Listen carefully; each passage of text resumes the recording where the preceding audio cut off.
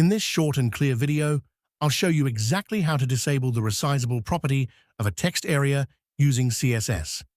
By default, browsers allow users to resize text area elements. While this is convenient in some cases, it can disrupt your website's design or layout in others. Here, we have a basic text area. Notice, by default, I can easily resize it by dragging its corner. But what if you don't want this resizing behavior? The solution is very simple. Using CSS, set the property resize to none. With this one line of CSS, the text area immediately stops allowing resizing. Watch now as I clearly try to resize it again after adding resize none. As you can see, the text area remains fixed at the specified size.